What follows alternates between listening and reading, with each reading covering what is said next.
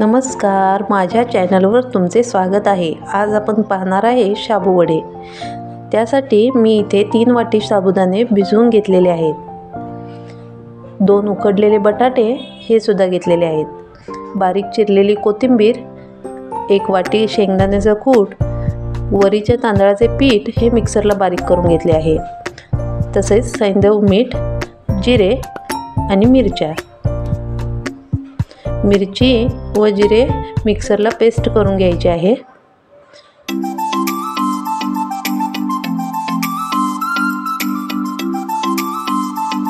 आता शिजलेले बटाटे आहेत ते यामध्ये किसून घ्यायचे आहेत। अशा पद्धतीने 4 चमचे वरीचे तांदूळ घेऊन ते मिक्सरला बारीक करून घेतलेले आहेत। याप्रमाणे ते 2 ते 2.5 चमचे घालायचे आहेत। तसेच सैंधव मीठ हे सुद्धा चवीनुसार घालायचे आहे।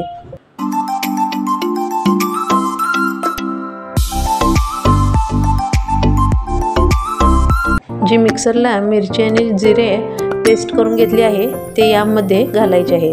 तसेच शेंगदाणा कूट 1 वाटी घालायचे आहे।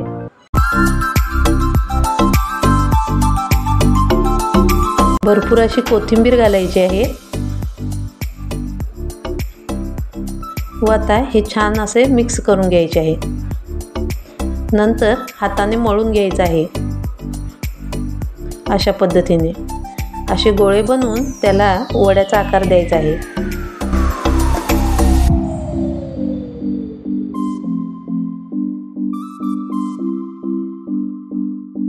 इथे मी वडे बनवून घेतलेले आहेत। एका कढईमध्ये तेल गरम करून घ्यायचं आहे व त्यामध्ये एक एक करून वडा सोडायचा आहे। वडे असे आलटून पालटून तळून घ्यायचे आहेत अशा पद्धतीने, जेणेकरून वडे आतूनही छान असे फ्राय होतील। दह्यासोबत किंवा खोबऱ्याची चटणी याच्यासोबत खाण्यास अप्रतिम लागतात।